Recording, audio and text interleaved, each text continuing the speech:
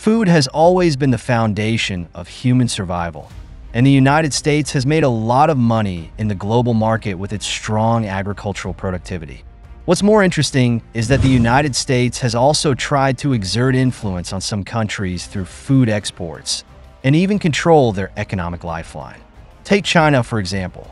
The United States has always regarded China as the biggest threat and has continuously taken various sanctions to try to suppress China's development by cutting off food supply. However, China is no longer bound by these threats.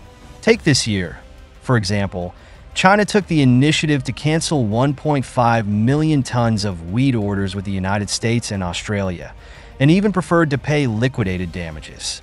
Among them, more than 500,000 tons from the United States and 1 million tons from Australia.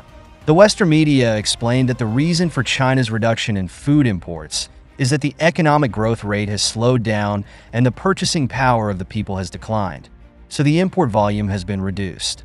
However, some observers pointed out that although China has canceled orders from the United States and Australia, it does not mean that China's total food imports have decreased. On the contrary, the United States wheat exports have hit a new low in nearly 50 years. So, the question is, why does China cancel food orders from the West? Who fills this huge market gap? If you like our video content, please click to subscribe to my YouTube channel so that you can receive all our latest video content. Now let's get into today's topic.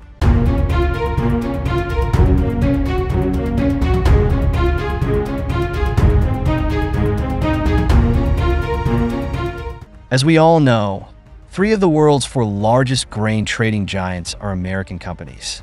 These 4 companies basically control about 80% of the world's grain trade, which means that the United States actually controls more than half of the world's grain market share, especially in terms of pricing power.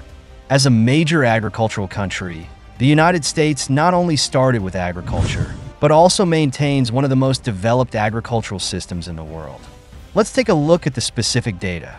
In 2010, the surplus of U.S. agricultural product exports reached $34 billion. In the second year, this figure increased to $37 billion, with a growth rate of 8.9%. By 2018, the total value of U.S. agricultural product exports exceeded $139.5 billion, and by 2019, it soared to $350 billion. From this data, we can see the United States' strong agricultural growth and market influence. But it is worth noting that the United States has long been eyeing the huge economic benefits brought by agricultural exports. So it has always wanted to influence the food supply chain of some countries by dominating the international market, thereby enhancing its global voice. For many years, China has also been one of the food markets that the United States has tried to control. As we all know, China is not only one of the most populous countries in the world, but also one of the countries with the largest food consumption. According to statistics from the General Administration of Customs of China, China's grain imports reached 162 million tons in 2023, an increase of 11.7% year-on-year, second only to the historical record set in 2021. As of August 2024, China's grain imports have reached 113 million tons, an increase of 6.1% over the same period last year. From these data, it can be seen that China's grain imports come from a wide range of sources, mainly from countries and regions such as the United States, Australia, Canada, and the European Union. Obviously, these are basically Western countries. Among them, soybeans and wheat are the 2 largest imported grains in China, accounting for more than 60% of the total imports, mainly from the United States and Australia.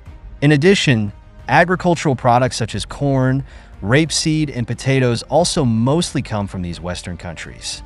According to the data we have collected, China's dependence on the United States for food imports has exceeded 70% at its highest. But it is precisely because of this high dependence that China appears somewhat vulnerable in the international political game. In fact, everyone can feel that the Sino-US trade war has never really ended. The United States has been constantly looking for opportunities to suppress China in various forms. This can be clearly seen from the recent series of sanctions. The United States even openly threatened China, demanding that China stop expanding in areas such as new energy in the United States, otherwise it will face more severe sanctions. What's more outrageous is that they also said that they would cut off China's food supply. But this time China was not scared, but took quite tough countermeasures. Even this year, China took the initiative to cancel food cooperation orders with the United States and Australia. Although this may mean that China has to pay a penalty, China made this decision without hesitation, regardless of these potential economic losses. So, what is the reason behind this? As far as I know, in 2024, Chinese wheat buyers have canceled a large number of purchase contracts signed with the United States and Australia. Especially in the cancellation of orders to the United States, it set a record since the U.S. Department of Agriculture began to collect statistics in 1999. The total number of canceled orders reached 504,000 tons. You know, this figure even exceeds half of the total wheat exports of the United States to China in 2023. On the other hand, the situation in Australia is not much better. According to data from the General Administration of Customs of China, Australia was still China's largest wheat supplier last year, exporting about 7 million tons of wheat to China. However, China has recently postponed or directly canceled nearly 1 million tons of Australian wheat orders, which is equivalent to 1/7 of Australia's total exports last year. As the world's largest wheat importer, this move by Chinese buyers has caused a strong shock in the global wheat market. Looking back at the data in 2023, China's total wheat imports for the whole year were 12.1 million tons, of which 925,700 tons were imported from the United States. As a result, in 2024, China cut 54% of the equivalent of last year's U.S. wheat imports. The U.S. Department of Agriculture also pointed out in this year's report that from last year to now, U.S. wheat exports have fallen by 6.6% year-on-year, and this decline has hit a new low in nearly 50 years. Some top analysts mentioned that although the U.S. agriculture industry is still strong and its agricultural exports are among the highest in the world, the current situation of dominating the international market with agricultural products is gradually disintegrating. The United States is slowly losing its once unshakable advantage in agricultural exports. In fact, it is not just wheat. The export of corn from the United States has also suffered a huge setback. Data show that in the 2023 to 2024 sales year, China's share of the total corn exports from the United States has dropped sharply from 31% 3 years ago to less than 6%. In the third quarter of this year, China imported only 13,400 tons of corn from the United States, while the figure was as high as 564,000 tons in the same period last year. Obviously, with the sharp decline in demand in the Chinese market, both the United States and Australia are facing the dilemma of unsaleable grain. You know, losing such a large population market as China, the severity of economic losses is self-evident. Faced with this situation, Western countries have made various speculations. They believe that one of the reasons for China's reduction in food imports is the change in population structure as the proportion of the elderly population increases and the young population gradually decreases. The overall demand for food will naturally decline. Another reason is attributed to the slowdown in China's economic growth, which has led to a decline in national purchasing power, thereby reducing food imports. So, is this really the case? Some analysts say that this is a counterattack made by China due to the economic sanctions imposed on China by the United States, Australia, and other countries.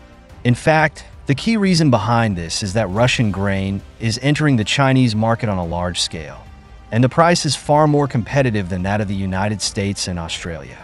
From a price perspective, the unit price of wheat in the United States and Australia is generally more than $250 per ton, while the price of Russian wheat is about $170 per ton. Faced with such a significant price difference, it is not difficult to understand that China is no longer willing to pay for high-priced wheat. It is worth noting that Russia itself is one of the world's major wheat producers. As far as I know, Russia is the world's largest wheat exporter. According to United Nations data, Russia's wheat production in 2021 reached more than 80 million tons, accounting for 10% of the world's total production. More importantly, Russia's wheat exports are also very large, accounting for 21% of the world's total exports. About 150 countries in the world rely on Russia's wheat exports, which also means that Russia is fully capable of replacing the United States and Australia as China's wheat supplier. In recent years, due to sanctions initiated by the West, there has been more cooperation between China and Russia. In the first 8 months of this year, Russia's grain exports to China reached $310 million, almost double the same period last year. It is particularly worth mentioning that Russia's wheat exports to China have seen the most significant growth, with export volume more than 7 times that of the same period last year and export value reaching $66.1 million. Moreover, as a neighbor of China, Russia also has obvious advantages in transportation costs compared with the United States and Australia. According to existing data, the cost of transporting 1 ton of goods by China-Europe trains is usually between $1,000 and $1,500, while the cost of transporting goods by sea is relatively low, generally $300 to $500 per ton. If we take wheat from the United States and Australia as an example, although the difference in purchase price is about $250 per ton, the difference in transportation costs is as high as $700 to $1,000 per ton. Even if land transportation has an advantage in time efficiency, such a huge cost gap undoubtedly makes Chinese buyers more inclined to purchase wheat from Russia. And in 2023, China and Russia also signed the largest food supply agreement in the history of the two countries. According to the agreement, China will import up to 70 million tons of agricultural products such as cereals, beans, and wheat from Russia in the next 12 years, with a total contract value of approximately $25.7 billion. This marks that China is gradually getting rid of its dependence on U.S. crop imports and moving towards the general trend of diversifying food imports. Although Russia has largely replaced the Chinese market, for the United States, the loss of losing a huge food importer like China is almost irreparable. Even if Western countries try to digest these unsaleable agricultural products internally, they simply do not have a huge population market like China to absorb such a huge food supply. Therefore, the losses faced by the United States in food exports will be long-term and irreversible.